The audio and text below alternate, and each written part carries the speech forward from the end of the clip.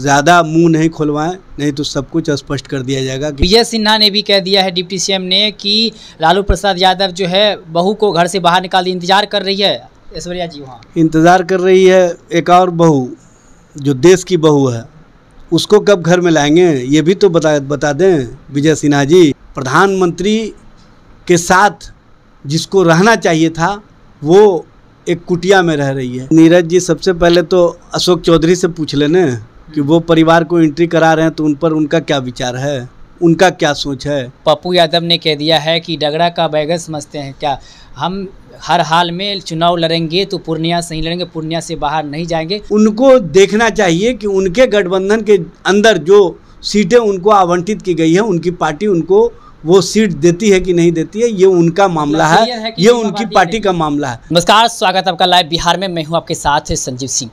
देखिए, लालू प्रसाद यादव अपनी बेटी रोहिणी आचार्य को सारण लोकसभा क्षेत्र से टिकट दे दिए हैं और आज हरिहर नाथ मंदिर में पूजा अर्चना किए हैं और इसके बाद लगातार बीजेपी जो है वो हमलावर हो गई है। बीजेपी की तरफ से आरोप लगाया जा रहा है कि लालू प्रसाद यादव जो है वो अपनी बेटी को सारण से फिक्स कर दिए हैं और वहीं सारण की जो बेटी है उनको प्रताड़ित कर करके अपनी घर से जो है बाहर निकाल दिए हैं। हमारे साथ बात करने के लिए अर्जित प्रवक्ता एजाज अहमद जी हैं। कैसे देखते हैं, लगातार बीजेपी के नेता जो है वो अब हमला कर रहे हैं। भारतीय जनता पार्टी के नेता अपने घर में देख ले तो बेहतर होगा जी।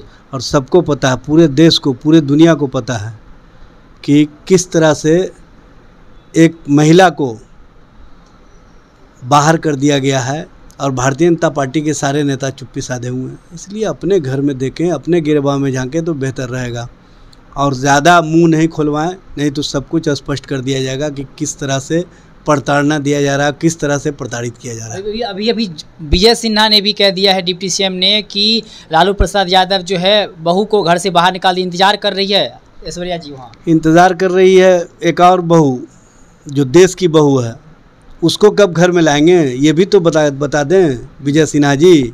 देश की बहू बाहर है उसके संबंध में भी बता दें।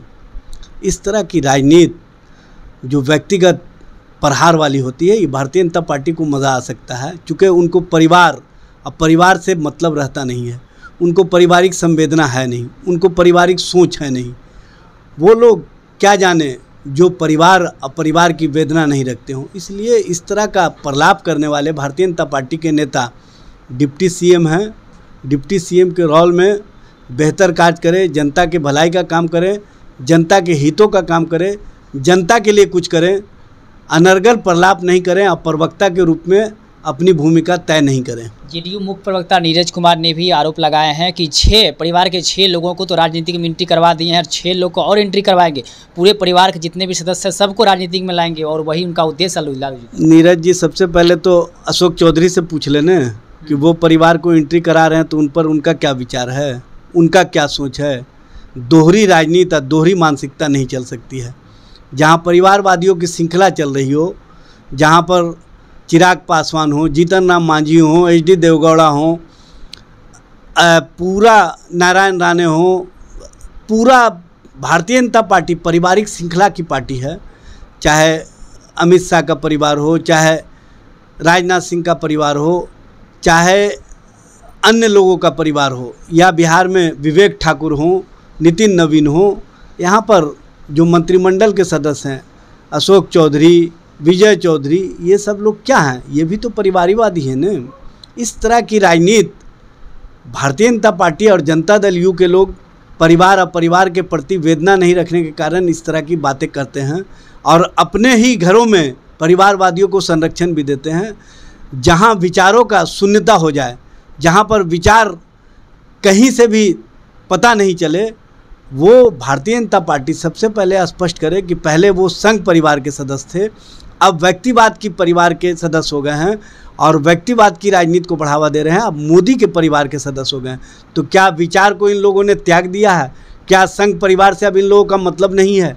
इस तरह की राजनीति जो कर रहे हैं भारतीय जनता पार्टी के लोग, स्पष्टता देश और देश की जनता समझ रही है। चूँकि ये देश की जनता के मुद्दे पर, देश की जनता को महंगाई से निजात दिलाने के मुद्दे पर, देश की महिलाओं को सम्मान और न्याय देने के नाम पर ये भागते हैं, नौजवानों को रोज़गार देने के नाम पर इनकी पूरी पार्टी या पूरा गठबंधन खासिए पर चला गया है और इनके पास कुछ कहने के लिए नहीं है, इसीलिए इस तरह की राजनीति कर रहे हैं, इस तरह की भाषा बोलते हैं। इस तरह की भाषा, इस तरह के शब्दों को भारतीय जनता पार्टी के लोग मानवीय संवेदना, इंसान और इंसानियत की संवेदना और परिवार की संवेदना को भूल करके जो दे रहे हैं, उससे उनको ही घाटा होगा। क्योंकि देश की जनता भी जान रही है कि कौन आज देश के अंदर प्रधानमंत्री के साथ जिसको रहना चाहिए था वो एक कुटिया में रह रही है। इस तरह की राजनीति अच्छी बात नहीं है। एक आखिरी सवाल रहेगा, पप्पू यादव ने कह दिया है कि डगरा का बैगन समझते हैं क्या, हम हर हाल में चुनाव लड़ेंगे तो पूर्णिया से ही लड़ेंगे, पूर्णिया से बाहर नहीं जाएंगे। और लालू प्रसाद यादव जी से आग्रह करके कहे हैं कि हम अंतिम बार कहना चाहते हैं कि अभी भी पूर्णिया लोकसभा सीट पर विचार करें। देखिए, गठबंधन व्यक्ति से नहीं होता, गठबंधन पार्टी से होता है।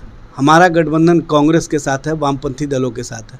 हमारा गठबंधन इंडिया गठबंधन के 28 दलों के साथ है और हम पूरी मजबूती के साथ, पूरे विचारों के साथ, पूरे संकल्पों के साथ, पूरा समन्वय बना करके आगे बढ़ रहे हैं। और गठबंधन का जो स्वरूप है यहाँ पर बिहार में स्पष्ट हो चुका है।